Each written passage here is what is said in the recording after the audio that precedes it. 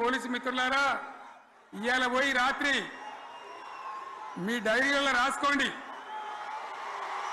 మీ డైరీలలో రాసి పెట్టుకోండి.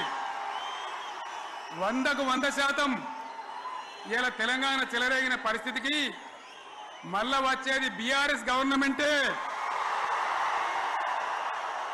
అది ఎవరు కూడా ఆపలేడు. అది ఎవరి తరం కాదు, ఎవరి వశం కాదు. మీకు తెలియదా? మీరు పోలీసు ఉద్యోగాలు చేస్తున్నారు, మీరు చదువుకోలేదా? మీకు కూడా విజ్ఞానం ఉంది కదా? వీళ్ళు దొంగ వాగ్దానాలు చేయలేదా? ప్రజలను మోసం చేయలేదా? ప్రజాస్వామ్యంలో ప్రజలకు అడిగే హక్కు లేదా? మీరెందుకు కేసులు పెడుతున్నారు? నాకు అర్థం కాదు. మీరెందుకు దునుకులాడుతున్నారు? మీరెందుకు బలైతారు? రేపు మీకు రాజకీయాలు ఎందుకు? మీ డ్యూటీ మీరు చేయండి. మేము బీఆర్ఎస్ ఎప్పుడు శాసనాన్ని ఉల్లంఘించాం, చట్టాలను ఉల్లంఘించాం. అయినా నేను ఒక్క మాట మళ్ళీ చెప్తా ఉన్నా, మీకు ఆల్రెడీ చెప్తా ఉన్నారు పార్టీ నుంచి, ఎక్కడ ఎవరిని మీ మీద అన్యాయం కేసులు పెట్టినా మన టీఆర్ఎస్ లీగల్ సెల్ వీరులు ఉన్నారు, మీరు భయపడే అవసరం లేదు. న్యాయస్థానాలని అక్కడ పోరాటం చేద్దాం. మీకు అండగా కేసీఆర్ ఉంటాడు, బీఆర్ఎస్ ఉంటుంది, అందరం ఉంటాం. ఇక ఈడికెళ్ళి నేను కూడా ఊకోను, నేను బయలుదేరతా. యాందాకైనా మంచిదే. ఎవరెవరి సంగతి ఏందో, ఎవరైనా లెక్కేందో అన్ని కూడా లెక్కలు తీద్దామని మనవి చేస్తా ఉన్నా. ఈ రకంగా మనం ముందు పోవాలి. ఒక్క మాటలనే ఉన్నదా? ఇవాళ ఈ ప్రభుత్వం, ఈ కాంగ్రెస్ నయవంచక ప్రభుత్వం సంక్షేమంలో ఫెయిల్, మంచినీళ్ళలో ఫెయిల్, పొలాలకు నీళ్ళు ఇవ్వడంలో, సాగు నీళ్లలో ఫెయిల్, కరెంటు సరఫరాలో ఫెయిల్, రైతు బంధులో ఫెయిల్, విత్తనాలు ఎరువులు సరఫరాలో ఫెయిలేనా? ధాన్యం కొనుగోలులో ఫెయిల్, పల్లెలు పట్టణాల అభివృద్ధిలో ఫెయిల్, భూముల ధరలు పెంచడంలో ఫెయిల్. మరి దేంట్లో పాస్ అయిండు? ఎటుపడితే అటు ఒర్రుడు, దేవుళ్ళ మీద ఒట్లు పెట్టుడు, అబద్ధ వాగ్దానాలు చేసుడు.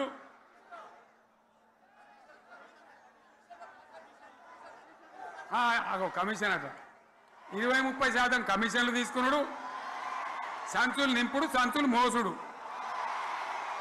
అంతేనా? కరెక్టేనా ఈ మాట? అన్నా కరెక్టేనా? నేను చెప్పి అన్ని ఫెయిల్ అయిందా ఈ ప్రభుత్వం? నిజమైతే ఒకసారి చేతులు లేవటరు దయచేసి. స్టేజ్ మీద లేవటరా? ఫెయిల్ అయినా? ఈ మాట 20% 30% కమిషన్లని నేను అంటలేను. ఎవరన్నారు?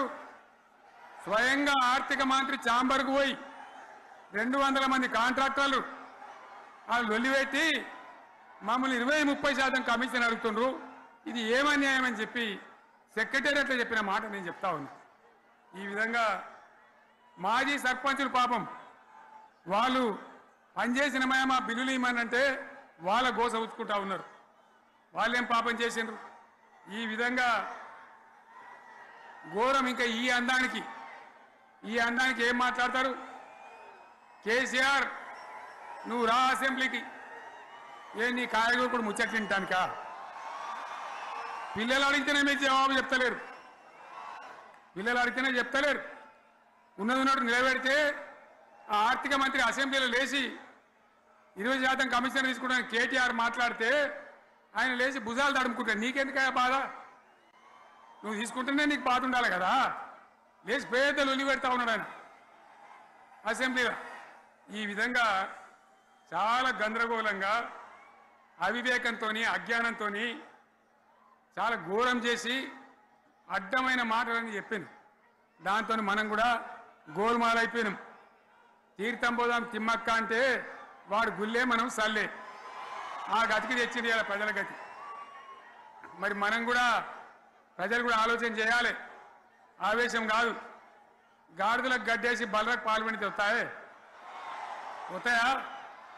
మరి ఇప్పుడు ఏం చేయాలో ఆలోచించాలి. ఓ తమ్ముడు అన్నాడు హైదరాబాద్లో, ఆయన ఇల్లు కూడా కొడితే, కేసీఆర్ అన్నా యాడున్నావు, నువ్వు రావాలి.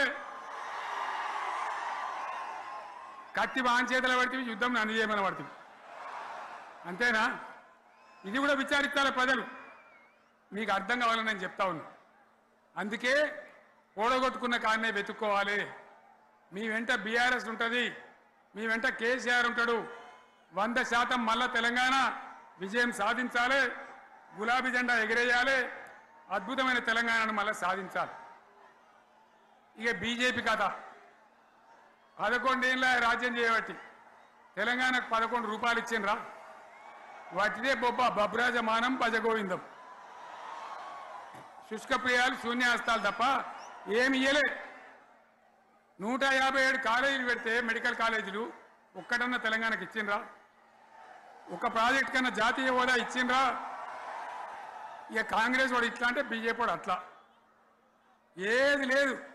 ఇక ఉల్టా మనయే ఖమ్మంలో 7 మండలాలు గుంజుకున్నారు, సీలేరు ప్రాజెక్టు గుంజుకున్నారు. నరేంద్ర మోడీ మాట్లాడతాడు, ఏం మాట్లాడతాడు? తెలంగాణ వచ్చిందిరా అని తెలంగాణలో సంతోషపడితే తల్లిని చంపి బిడ్డను బతికిచ్చిండ్రు అంటాడు. ఎన్నోసార్లు అంటాడు, ఒక్కసారి కాదు. ఈ విధంగా అది కూడా మనం అనిపించేది కాదు. ఈ సందర్భంలో ఒక మాట బీజేపీ అంటే నాకు జ్ఞాపకం వచ్చింది. ఇవాళ కేంద్ర ప్రభుత్వం కగార్ అనే ఆపరేషన్ పేరు మీద ఛత్తీస్గఢ్లో యువకులను గిరిజనులను ఊచకోత పోతా ఉన్నారు. అది ధర్మం కాదు. వీళ్ళు ఏమవుతున్నది, నక్సలైట్లు ప్రతిపాదన పెడుతున్నారు. మేము ప్రభుత్వం దగ్గరకు వచ్చి చర్చలు చేయడానికి సిద్ధంగా ఉన్నాము అంటున్నారు. నేను కోరుతా ఉన్న కేంద్ర ప్రభుత్వాన్ని, బలమున్నది కదా అని చంపుకుంటా పోవుడు కాదు, అది ప్రజాస్వామ్యం కాదు. ఆపరేషన్ కగార్ వెంటనే ఆపేయండి. వాళ్ళని పిలిచి, ఆ నక్సలైట్లను పిలిచి డెమోక్రటిక్ స్పేస్ ఇచ్చి చర్చలు జరపండి. వాళ్ళు ఏం మాట్లాడతారో చూడండి. అది కూడా నల్లనా తెల్లనా దేశం ముందరికి రాని. కానీ అట్లా కాదు, మొత్తం ఏరి పారెత్తాం, కోసి పారెత్తాం, నరికి పారెత్తాం అంటే మిలిటరీ ఉన్నది మీ దగ్గర కొడతారు. కానీ ప్రజాస్వామ్యం అనిపించుకోదు. ఈ మాట ఢిల్లీకి ఉత్తరం పంపిద్దామా? పంపిద్దామా? మీరందరూ సపోర్ట్లు కొడితే తీర్మానంగా భావించి దాన్ని కేంద్రానికి పంపిద్దాం.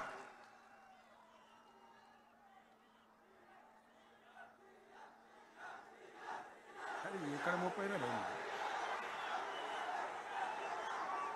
ఈ సందర్భంలో ఈ రజతోత్సవ వేళ నేను మీ అందరికీ, ఇక్కడ ఉన్న వాళ్ళకు, సభలో లేని వాళ్లకు, టీవీలో నా మాటలు వినే వాళ్లకు, యావత్తు తెలంగాణ సమాజానికి బీఆర్ఎస్ గులాబీ జెండా రజతోత్సవ శుభాకాంక్షలు మరొకసారి తెలియజేస్తూ, మీరందరూ కూడా ధైర్యంగా ఉండండి. మళ్ళీ బీఆర్ఎస్ తెచ్చుకుందాం, బ్రహ్మాండమైన పరిపాలన అందించుకుందాం.